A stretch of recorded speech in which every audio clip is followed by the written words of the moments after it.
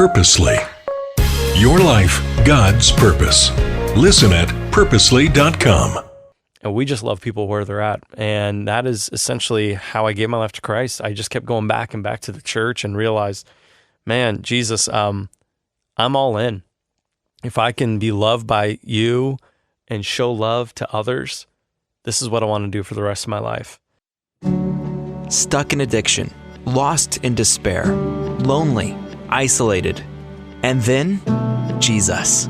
Welcome to Brought Back to Life, a podcast where we explore how Jesus changes everything.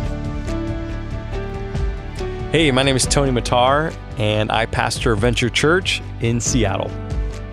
Well, I think for me, I'm just a really ordinary guy who's experienced the extraordinary and the superordinary of Christ. Nothing in my life was necessarily easy. I've always had a challenge. I grew up in a great home. My parents are immigrants from the Middle East. My dad is Palestinian from a little town called Bethlehem. Maybe you've heard of it. And then my mom is from Cairo, Egypt. And they came here for just a new future, a new beginning. They met, got married here.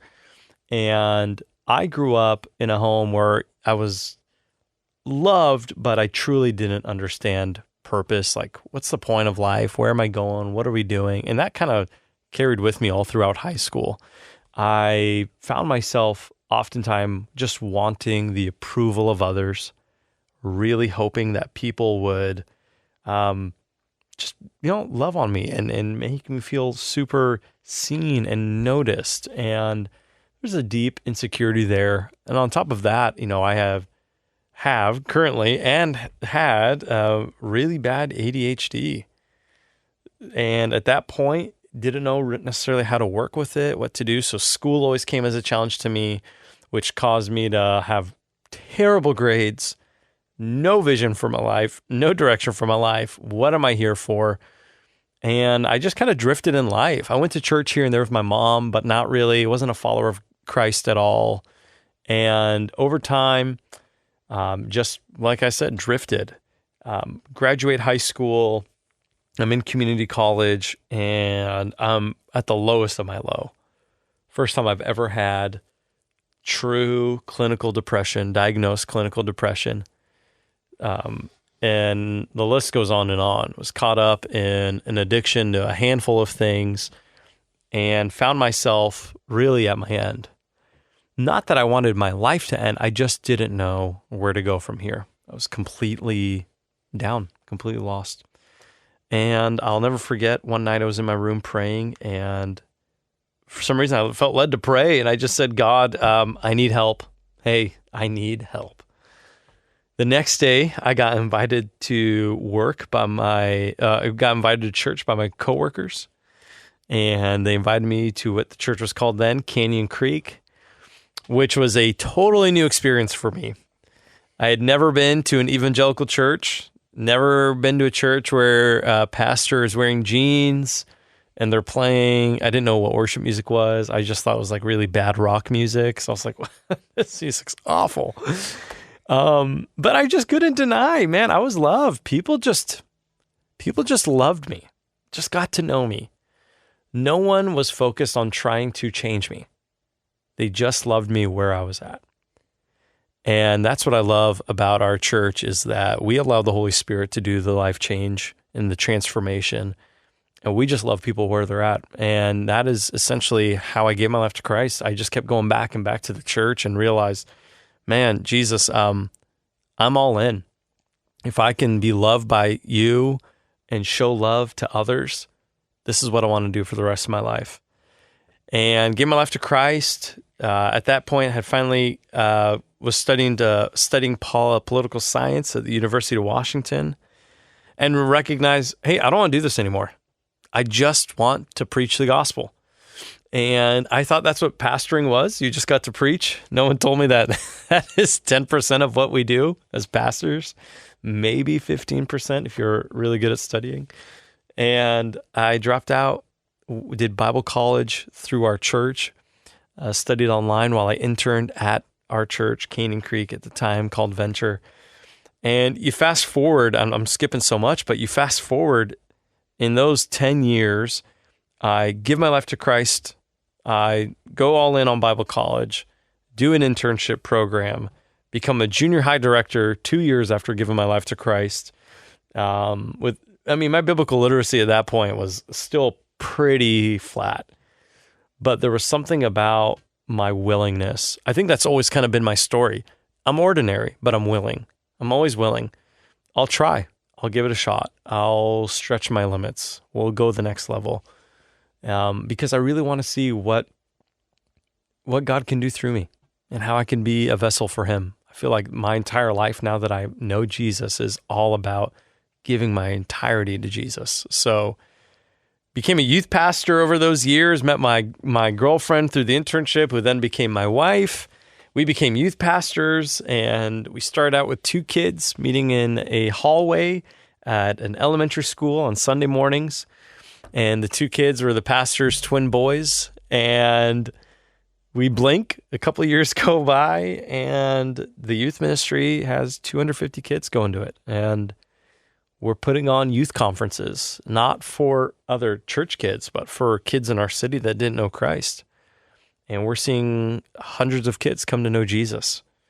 I oversaw our internship program, the very program that developed me and really raised some of those basic fundamentals in me. I now oversaw that program. What was really cool, one of the highlights of our time there was we had 25 interns. Of the 25, 19 of them were former youth kids that were in our youth ministry. And not all of them were in the internship to go to receive a Bible degree. They were there going to school, but just because they want to be businessmen and women, psychiatrists, psychologists, and they're all over now serving Jesus and serving the local church, which is awesome.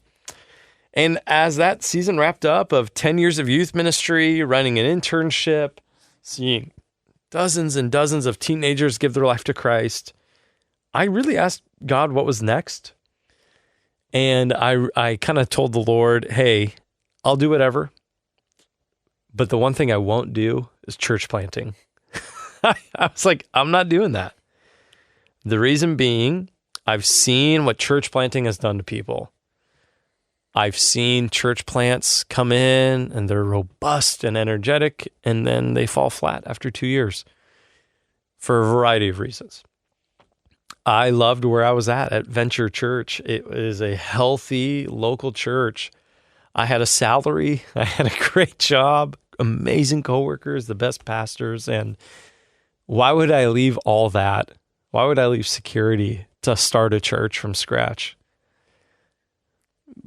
But you and I both know that when the Lord calls us to something, he'll put it on our hearts over and over again. And then there's that kind of that moment of faith. Am I willing, or will I just walk away?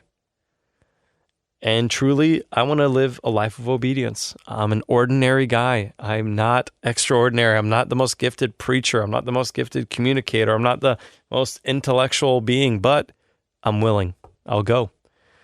So my wife and I kind of started thinking, all right, I think we need a church plant. We really felt the call, and we started asking where, Lord. And through prayer and a lot of kind of navigating, we really felt led to Las Vegas.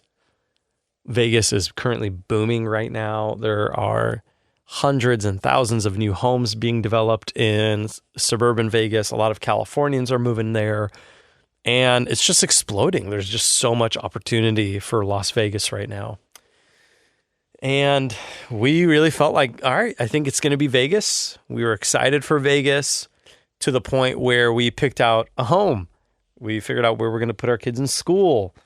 We said, we're all in. We had a core team who are going to sell their homes and move with us to Vegas.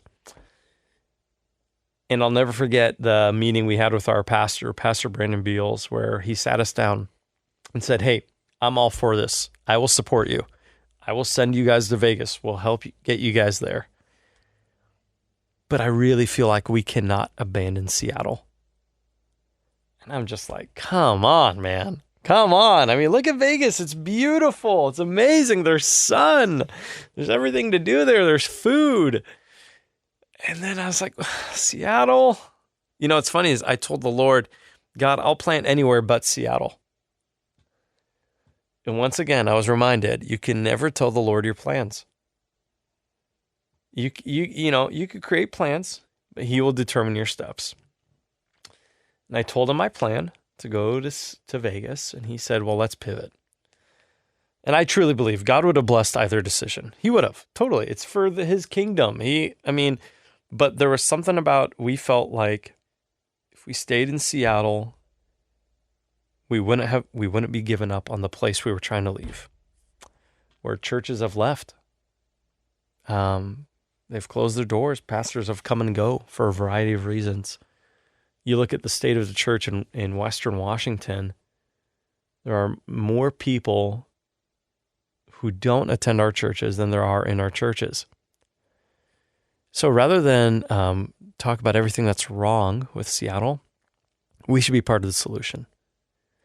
And that's where my wife and I, Ariel, both felt really called by Jesus to start a church in Seattle. Took a lot of prayer, a lot of, not necessarily heartbreak, but just a lot of, man, Lord, but why? We felt called to Vegas. But we knew truly at the core, if we were being most honest and vulnerable, we just were trying to leave here. We just didn't want to be in Seattle. We know the condition of the city. We know what's happening. And when I mean Seattle like the city proper, not suburban Seattle. And we went all in. I spent about 9 months fundraising to start this church, put together a team of about 25 young adults who said, I got a passion and a dream, and I'll help you out. I don't have much money, but I can help. I spent time fundraising and put together a team. We started having these dinner parties and gatherings and like just kind of these interest gatherings. And we'd look and there's 25 people and then there's 50 people and then there's like another 50 people. And we're like, what's happening? This is like coming alive. But the real cool culmination of what we've been able to do thus far is I was speaking at a conference for the Assemblies of God. So it was for all the Northwest ministry ministers, missionaries. So we're talking 1,000 people. And I was invited to speak for 7 minutes on the prodigal son, which is pretty intimidating to speak on a very familiar text to a room filled with pastors and missionaries. And I'm speaking about the prodigal son, and this gal, I guess that was there, steps out of the room to call her dad. She was a pastor, and she calls her dad, who's also a pastor, who's also Assemblies of God, but wasn't at the conference, to say, hey, Dad, I know you started your church in Seattle 20 years ago, and I know you're looking to figure out what's next for your church. Dad, I really feel led by God to tell you, you should consider giving your church over to this young church planter. So there's a gentleman by the name of Richard Vicknair who started a church called West Side Church in Ballard, Washington. Started over 20 years ago. Beautiful, healthy, thriving church. And he also started a nonprofit in Kenya called World Comp, which he has been a part of. And, in his age, he grew the church, handed it over to fresh leadership, went focused on his nonprofit, and over about a year ago, took back over his church. The church was kind of in this questioning. It's like, hey, are we supposed to keep going? We don't have many people left. We have a building, but we don't know what's next. The majority of the congregation is elderly or more mature or retirees. So this Pastor Richard called me and said, you don't know me and I don't know you, but I'd love to schedule coffee with you and just hear your heart for Seattle. I had no idea who he was. I had no idea about his church. I had no idea his daughter had called him, none of this stuff. I said, all right. So we meet for coffee and I share my vision of why I love Seattle. And a couple months go by, we meet again. Another month goes by.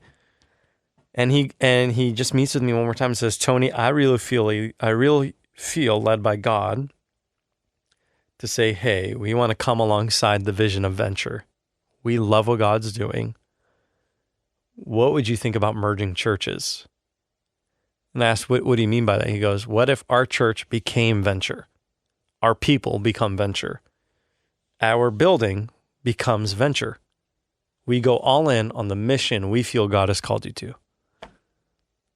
And I just was like, Luke, we started the church at that point. We were 6 months old. I don't know other church planters who get offered congregations and buildings 6 months into it. What's a 3-month process, or a 3-year process, 3 to 5 year, was expedited for us in 6 months. It goes back to 6 months before that when we were planting the church and starting. Pastor Brandon and I both felt clear from the Lord. If we did Seattle, provision and resources would come. They just would. And they did. When I fundraised, we exceeded our fundraising amount. We triple received what we had originally fundraised for. We received a building with an amazing, healthy congregation. If you came to our church on a Sunday morning now, it's still a church plant, but we have 100 people where in the room you have 20, 30, 40 somethings and 70, 80-year-olds and all in between. And there's different races. There's different ethnicities. Our small groups have 70 and 80-year-olds in them with 20 and 30-year-olds. There's generational wisdom. There is impact. It truly looks like the kingdom of God. We have ages and home lives and backgrounds and ethnicities, and we just really believe we haven't even started yet. Like, man, this is just the beginning. Like, what are we doing here? But I say all that to say, man, I'm just another guy who is very ordinary, who the Lord invited me to a relationship with him. He changed my life forever. And here I am now, a church planter in Seattle, because all I want to do is see people come to know Christ. And literally the mission statement of our church is make Jesus famous. And people argue that, well, he's already famous. No.